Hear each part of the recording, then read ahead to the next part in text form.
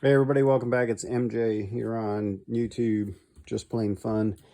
And today I'm going to be showing y'all how to remove this screw right here. You might call it a screw, a stud, whatever, however you want to refer to it. It's the one that the brass blade adjustment knob rides on in order to raise and lower your iron. So sometimes you'll find these out in the wild. They'll maybe even be missing and you'll have to know how to install one, or they'll be rusted or maybe chewed up and you might want to replace it, or you might even want to remove it if you're really adventurous so that you can clean it up really well.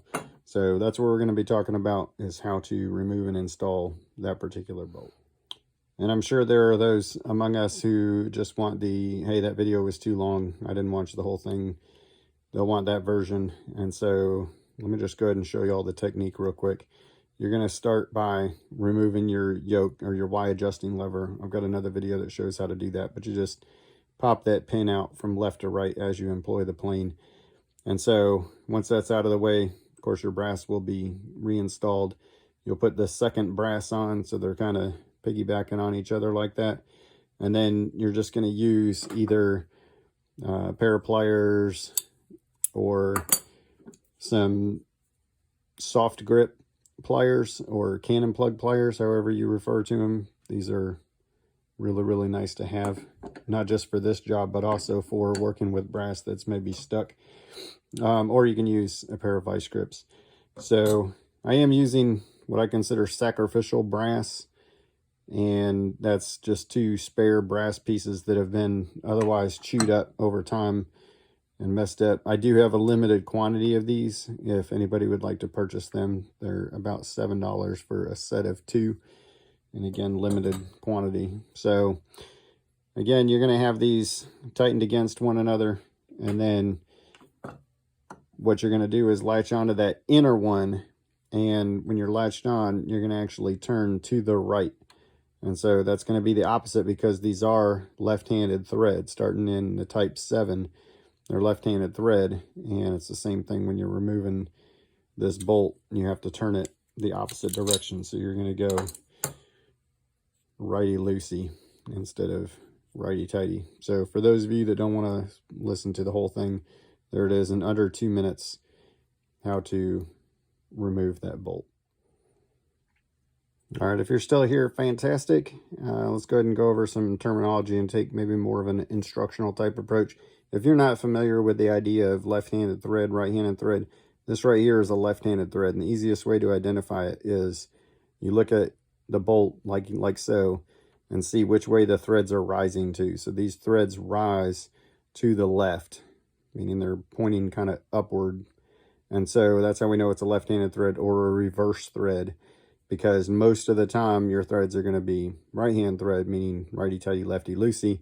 But again, left-handed thread midway through, actually early on, what we now consider type 7 is when Stanley reversed the threads on these. This is an old pre-lateral. This one's actually a right-handed thread, and if you look really close, you can see that the threads, it's not as pronounced as the left-handed thread. They don't rise as sharply, but they do rise to the right on this one. And this is, of course, for a number 6, number 7 size pre-lateral, so a type 4 on that one. So if you like a more in-depth explanation, you do have to remove the yoke or the Y adjusting lever. So you just pop that pin out like I talked about before, and then you're going to go ahead and put your first brass blade adjustment knob back on, and then you're going to install your second one. You kind of piggyback it on there like so. Once you've got them on there, then you're going to have to attach to your inner one, attach to your outer one, and then you're just tightening those together. So this is called the double nut method. And so you just tighten them against one another.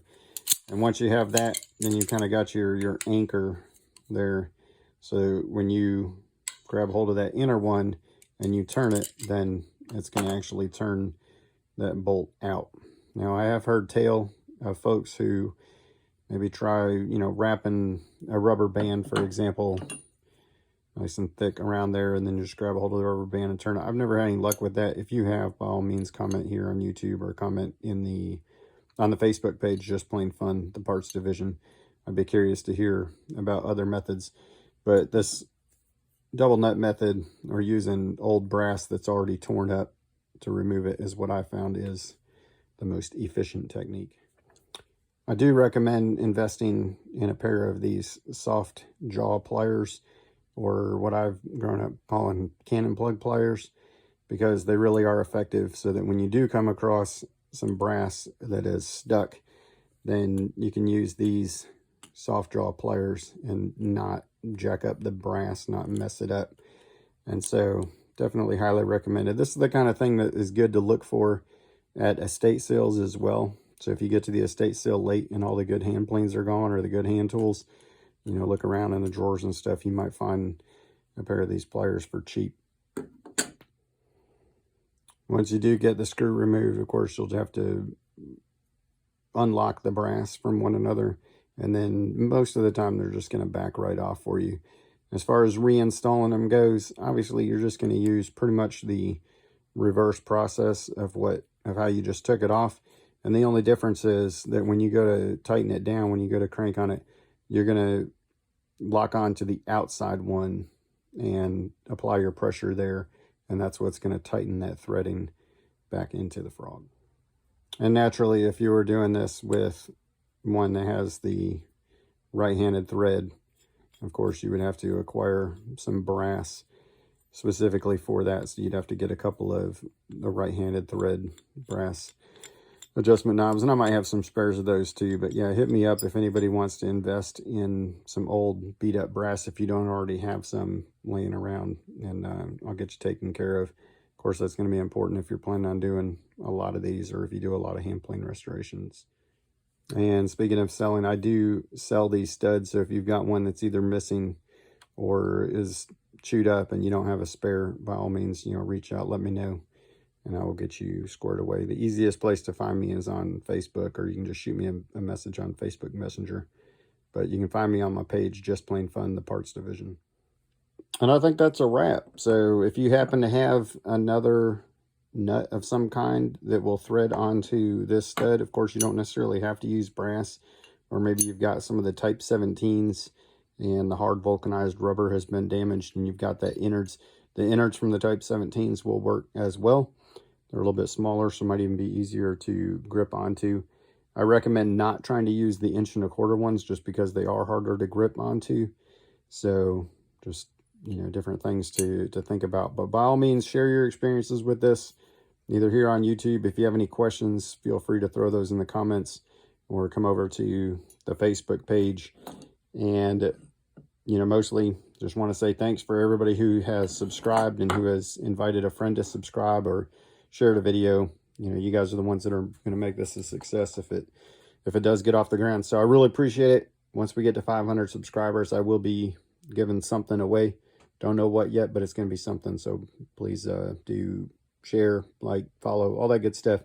Invite a friend, and I'll see you all around.